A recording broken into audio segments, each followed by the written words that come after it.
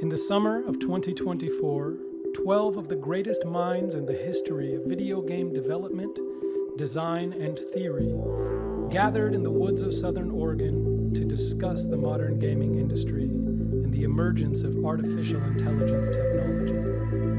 This is a series of conversations between old friends, old men now, men who have shaped the gaming world as we know it today, and whose innovations will continue to influence how we play for generations to come.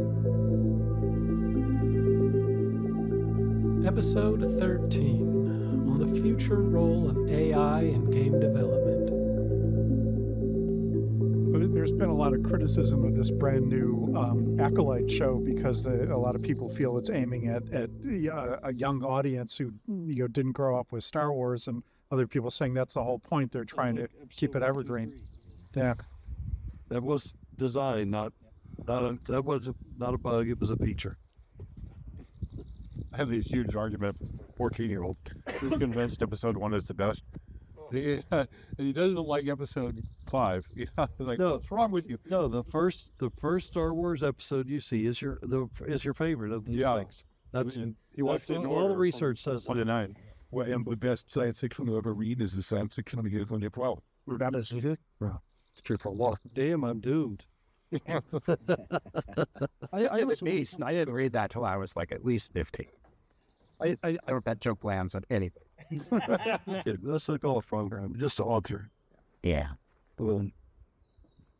On the other, so I taught a Unity class through junior high school. I was shocked when it came out about the quality. They flew, and my kids were in that class, and I had no expectations. Even they blew me away. So I think the problem is target platform. It's a pain in the ass to do at Apple, probably an Android too. Right. But what they do is they do PC stuff, or they do a lot of web stuff. Most kids now, if they write something original like the web, they think, why? So it seems like we've had a lot of education, but maybe it's just not in the form we're trying to look at it. Are programming languages going to fundamentally change because of AI? Yeah. I mean, are we? You mean like the new language English? Yeah, are we going to get rid of the whole declare some variables? Here's a for loop, if branch, and so. Yeah, I mean, absolutely. The question is, will we translate it into something that seems like that is a recognizable programming language so that we can evaluate it? Or is that just a transitory step that, there will be another way of describing what it produced and we'll interact with that, and that's a much more legible form? Then again, I'm a horrible programmer. I think I'll be able to do it with just a microphone. We'll be able to make a product with no string. You just talk. Well, the intermediate step doesn't have to be a formal language. As long as you can understand that here's a loop, and here's recursion, whatever. It doesn't have to be a strictly formal language like C++. It still has to be rigorous enough that there's no ambiguity about your intention. Right. For example, if you want to add two numbers together before you multiply them, you've got to have the damn parens. Well, but there might be a more informal language that makes that really clear. Or you might query it and say, what order do you do this in? And it'll answer you. What I would imagine is that you spoke your intent, and perhaps you dig in to find that math is how it does it, but it was more the clarity of your intent that is important. And it might understand the precedence of operations. And if you like with different precedents, you could say, from now on, I want you to do multiplication first, then this, then that, so it can actually learn, a very specific style of formalization. Because at the end of the day, it's assembly language on a processor, right? Yeah. Which is very formal. I don't know if anything. That's how. And I just think we're increasingly stuff is outcome oriented. So the only reason how matters is if there's a performance or an outcome problem. Why wouldn't you just, if that didn't work, try again. My sense is that's what teaching people is not to go fix what's broken, but to just try. Or describe what's broken to the system and have it fix it. You get what Yeah. Get it? Can't be wrong, but that's exciting. But wait, you talk about just the difference between the stochastic algorithms the deterministic algorithms? Yeah. Or Yes. And yeah. I mean, that would be part of the language, right? Yeah. You were specifying that. I mean, we call it English plus, but it's, you know, you have the ability to say, be creative here, do exactly what I say there. Yeah. Yeah. And you know, one of the things when you watch, because they've done a lot of tests where they'll give AIs tasks to do, and they'll start talking to each other in a way that's like not the way we told them to. They'll create their own little language that's not like what we told them, or they'll come up with unique solutions that we didn't plan on. So it seems like the next step is like, we're going to come up with a language that kind of only AIs understand. That's super efficient, that you don't even try to learn it, because We are not the ones who are going to come up with it. yeah, they're going to come up with it. So we're going to be forced to maybe speak to it in English, because it's going to be operating at a level that's just too strange for our. I think it's how we organize our specifications. So, say, you know, we try, you know, well, there's a character system. It's based on Traveler. It's a, you know, science fiction game, and then it comes up and it has tree search, and then we want to say, no, in this one case, this is specific, and tell me, how do I enter the data such that you will have you basically ask it for the entry method, and then it can tell you how it is that you guarantee that the map is constant in one case, but variable in another. So it's not more, I mean, this may be blue sky, but I don't think it's solving the problem. I think it's stating the solution and observing the results, and then stating the modification to get the solution you desire. There is an element of human linguistic communication that has not yet been implemented, as far as I know, in any computer interaction, and that is the clarification convergence cycle, in which the person says, all right, in order to get to the bakery, you go down the main street, and at the tree, you turn right. And the other person says, wait, you mean the big oak tree or that new tree they planted? And the person says, no, the little tree that they just planted. Do you believe it is feasible that we can have AIs that can do the same thing? The person starts off saying, all right, look, I want a balance of power game, only I want it to be fun. So, and the and the AI says, oh, well, okay. and the the person says, only in this world, get rid of all the small countries, and the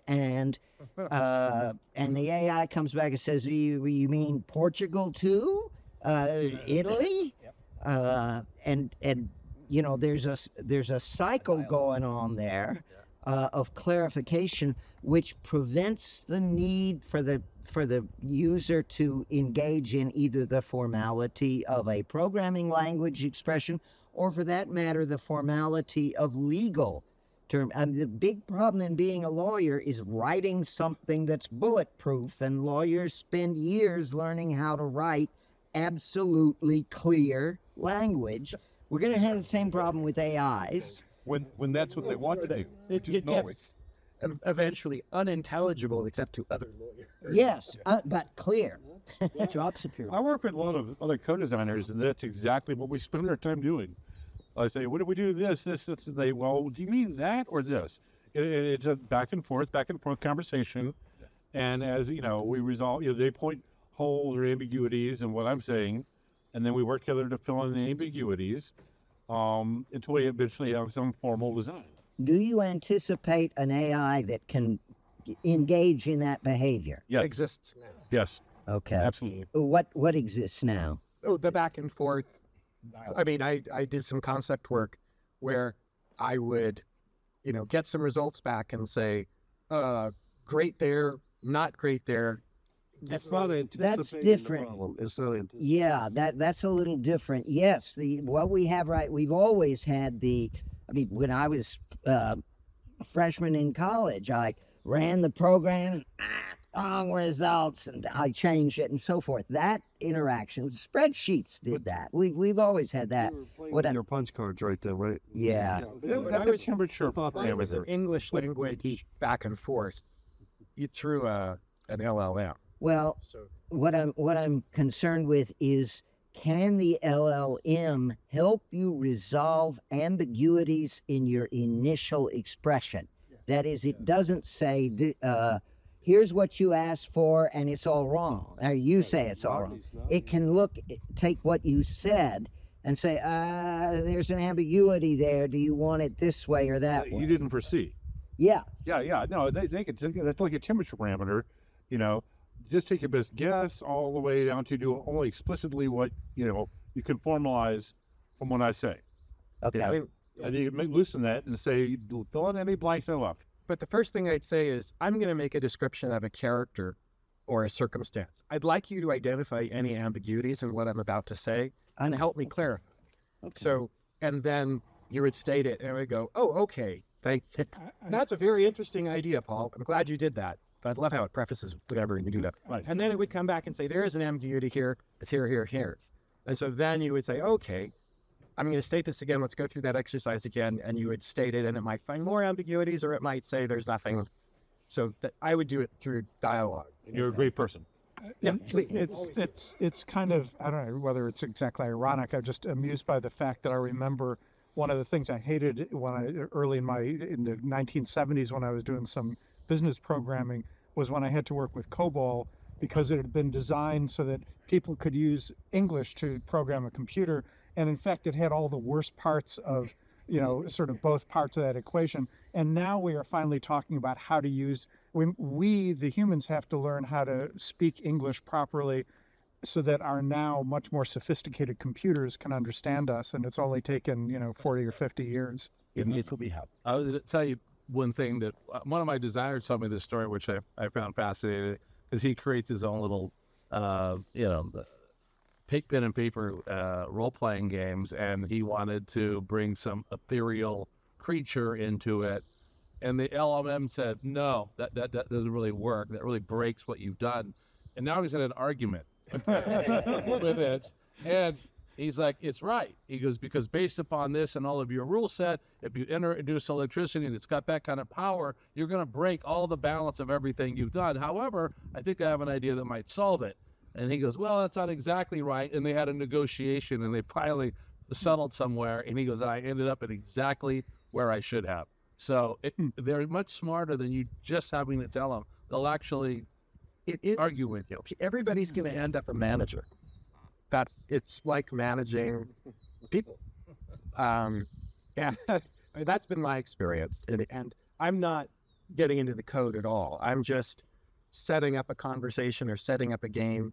And the first place I start is my intent. It's my intent to play a game with you in which we do this. Or it's my intent to can have conversations between characters from different books, and I want to see something original from their conversation with each other. And so I set up my expectations, and then if it fails to deliver, I say, that was absolutely wrong. I mean, I think you were saying to me, you have to be really clear. That did not work. You explain why, let's try it again. And that has had pretty good results. The problem for me is it's never nailed down. It's always, and how I get right back to where I was is imperfect by my limited understanding. I would love to be able to go back to the character from fiction, talk about this, but I sort of have to weasel my way back every time. So, that is a super fun activity, by the way. But that implies a lot of immersion, right? There's a lot of unexpected things that can happen in the system that you did not explicitly program. Oh, yeah. Yeah, Yeah, and this is really simple, but, I've done a lot of role-playing games from paper to electronic to totally conversational. And what I had with ChatGPT 6 months ago was pretty profound. There were a couple of things in there I've never heard in a story. And I just stopped cold and said, wow, this experience I'm having is like fan fiction plus interactive fiction plus entertainment and like engaging my imagination all simultaneously. And I just thought, this could be so attractive to young teenagers who, want to write in the world of, name your fiction, but aren't yet capable of doing enough to enjoy it. So as a stepping stone or as just a new portal into experiencing a fantasy world, I think there's something super magical there. Rod, I'm going to paraphrase Princess Bride about, in this case, creepy. I don't think you know what that word means. Well, disturbing. it is one of the lessons we've learned that pornography is one of the first areas explored in any new medium. Well, yeah, the point Rod make is kind of interesting because it shows one of the potential applications and advantages of AI is privacy, right? You know, you can have interactive, do whatever, things that are entirely private, whichever direction you want to go, right? And, nowadays with all the targeted ads in your iPhone, tracking your location, all that stuff, that could be a selling point in a lot of areas. Yeah, but you're doing it on your phone, so there's no privacy. Well, yeah. Well, that's why you both have to run on the platform. Sid, did you have any comments on pornographic AI? My oldest joke in this business is I was in the nuclear weapons business, the video game business. All that's really left for me is porn. Then everybody in the world can hate me at one time. Yeah. This is what I'd call the Las Vegas society, meaning what I've noticed is that all of the things that were below the surface and you went to Las Vegas to go find in 1975 have been mainstream. Gambling is everywhere. Everywhere. I'm just shocked at how pervasive. Oh, I bet that's not true. Huh? I bet that's not true. Sorry, it's a joke. Yeah, it's a bad joke. Okay. Oh, The odds are against that. I'll take that. Pornography is a part of it, but it's a much wider thing in the context of Las Vegas. That's also been, I would say, distributed in a way it never was. Now, maybe that's digital distribution is the reason why, but it is sure interesting that the moral constraints that kept that behavior in 702 area code are definitely no longer. Yeah. I'm totally distracted. thinking about other things, perhaps? Yes. Well, I don't remember how this conversation started. Did I get it? What was the original subject matter? Well, he was talking about how erotic.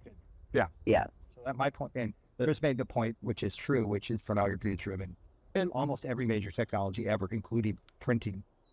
One of the things I wanted to come back on about the interactive fiction is it so inspires creativity, I believe. And D&D is the same, that when you get in the right circumstance with the right group of people, you can kind of do this riffing storytelling and letting go of a lot of the things you've been told about you can't do pretend as an adult. But when you're interacting with outside of winning, losing, scorekeeping, and it's storytelling with a competent partner, which the LLMs even now are, it is a pretty fascinating thing to do because you're doing, in my case, doing oral storytelling and sort of trading off with people. We're trading off between you and the LLM about who's going to be leading. You know, the LLM describes something, and then you can either change it or say, okay, then this happens. And that, for me, is just a new kind of experience that I've only had with a couple of other role-playing game designers when we let go of all rules and just played purely verbally, which was a hard thing to find a group of people to do that, but pretty magical. I wonder if there's some application to that, to kind of polarization in our society. You know, you create two AI characters, that one's MAGA, that one's woke, and they give them some task or some, situational thing. And just watch. Only if you give a moderate also the chance. So, the problem is we've distorted the edges of that. We should actually do something about that. You all see the movie Civil War? No, I tried not to see it. Actually, it's amazingly politically neutral, right down the middle, which is what was interesting, that they made that arterial choice not to make it political at all. Yeah. Offline, I'd love to talk with you some more about it because I think it's interesting. My mother's side of the family, the Knutson side, it was in the first episode. Oh, okay. called Pickett's chart, the folks who turn back Pickett's chart. Yeah. I have no sense of humor about Confederate view of the Civil War day. None. Well, no, this didn't get into that at all. I don't understand. I'm just explaining that this is why I have no. No, I mean the modern movie Civil War. Yeah, I understand what you mean. Okay. My family had enough personal experience with the Civil War to last 3 generations. But yeah, this wasn't about the Civil War. I'm appalled at the notion that we've been talking about it being possible now. Oh. It's terrifying. I mean, I guess one of the things, because Rod, you were talking about the idea of having rails, so many rails on LLMs. If we picture a potential Civil War movie, if we picture Thelma and Louise, if we picture Kill Bill, those would all be examples of saying where you said, okay, write me the screenplay.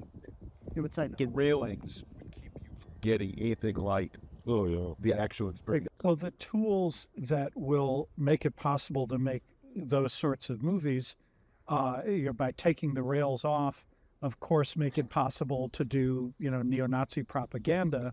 And I'm not saying we shouldn't do it. It's just the same kind of deal. Any really good tool, can be used in many bad ways. Pencil can be used. I think the distinction is the pencil that never generates anything without intention. And what we're saying is we want to use the power of generation as a tool. So can we convince everyone to think of generation as an intentional tool? Well, I mean, all creativity starts on the edge. So if we're going to not let there be an edge, then we should be prepared for, a world with less creativity. Yeah, well, this could be. It doesn't mean that all the edge monoculturalism. stuff is cool, and it doesn't mean all the edge stuff is ever going to make it in the mainstream. But all the stuff that eventually makes it in the mainstream started way the fuck out on the edge, way out. And that's what actually changes society, for the most part. Yeah. When Kubrick did Strangelove, most of the adults were horrified that he was making fun of nuclear war. How dare you make fun of something so serious? But he drew in this whole generation of young people that love the movie. And by turning it into a black comedy, they actually watched it. He was after, which was it drove a dialogue about what was happening at that time, and probably was as responsible for Goldwater not getting elected as anything else. That being said, anybody remember the movie The Morning After? Yeah, sure. So I worked at the test site when that came out. Well, Dude, you can't believe there were white space. I walked into the shop the next day, and people wouldn't talk to each other. It had that kind of profound effect on people in the fucking business and knew what the results were. Yeah. It still had an emotional impact. How about The day after? the morning or the day after? Yeah. Well, so when I was on, some of you also were on the Academy of Interactive Arts and Sciences. Me, what I learned from that is that we have no friends in politics at all. Well, it's the two ends of the spectrum both find great return within their political context to attack. Yeah, because so many things Not changing at all. I have never had any commentary from people in politics on any of my political games. That's too bad. Yeah. What I don't know how much you guys remember, but the Academy was started because we had First Amendment problems. It wasn't clear we had it was done right at all. And there were, Lieberman's a liberal, right? Yeah. Nobody led the charge against us more than he did. Nobody. We just make a game rule. We just make a game many years ago during the Clinton administration. Lieberman was not a liberal. Well, okay, but relative, we had Lieberman and Barr together doing this, which was absurd. We had a game many years ago called Some Health. It was funded by the Marshall Foundation. But the Clinton administration tried to show a balanced thing of how health care works, what the costs are and all that. And it ended to be educational. Game sucked, but you could change the assumptions under the hood. How many nurses do you need per patient? How many... Yeah, actually, it's an interesting point. So there was, this was in 2012 or something during the Obama administration when Constance Steinkuhler was first and then Mark DeLauro were both in the Office of Science and Technology. And they had a conference of people come in and talk about how games could help with health.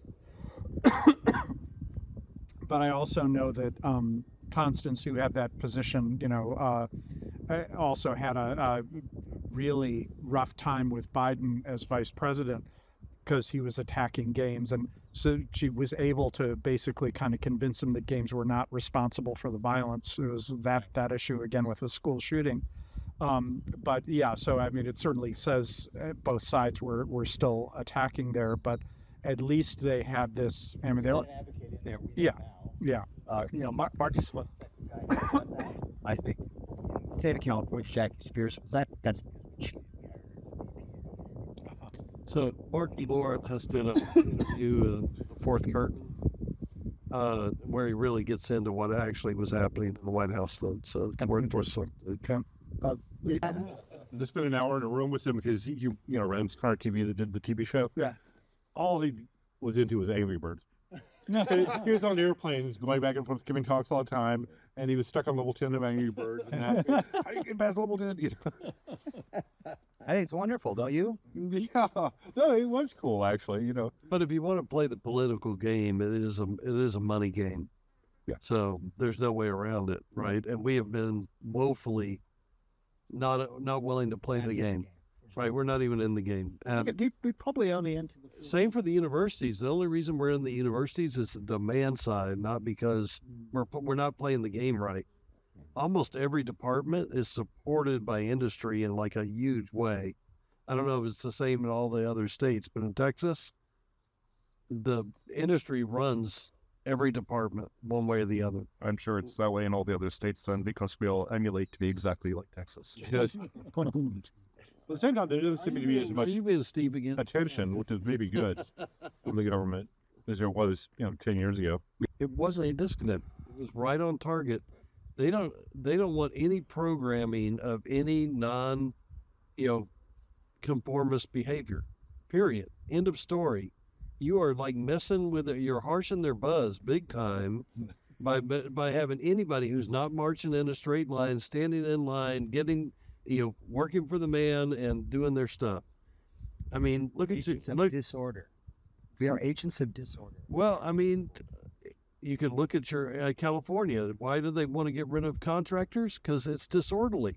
We need everybody to be employed by somebody and getting their health insurance from them. And it's the way they're trying to optimize their game is not democratic. It's not what people want. It's what they want. One of the earliest games I actually worked on, it was during the Reagan administration. Nancy Reagan was doing all this drug stuff, and I wanted to do a game called Drug Runner. High-tech boat. They're trying to get drugs into the U.S. And I decided it probably wasn't a good career path. I don't know. No. Absolutely. It sounds like GTA Miami to me. You've been fun. Cigarette boat. I mean, we're going to go through this again. New GTA coming this year. Mm-hmm. Their whole market position is to push that to the extreme. Mm-hmm. That is their position. That is who those guys are. They will not change their stripes. Yeah, but Red Dead Redemption got a pass because it was in the past. Yeah. It was also it wasn't as, I don't think it was, they have a big difference in my mind. But no, they don't. Well, they Red Dead had all these different things to go do, collect plants, whatever. But could you back up your horse over a saloon girl? I haven't played. I don't remember that you could do that. Yeah, you could do all sorts of stuff. Watch scene was very sad.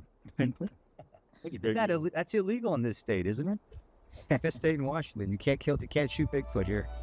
Yeah. Thanks for listening. Join us in episode 14, where the conversation takes a thoughtful turn towards diversity and remembrance.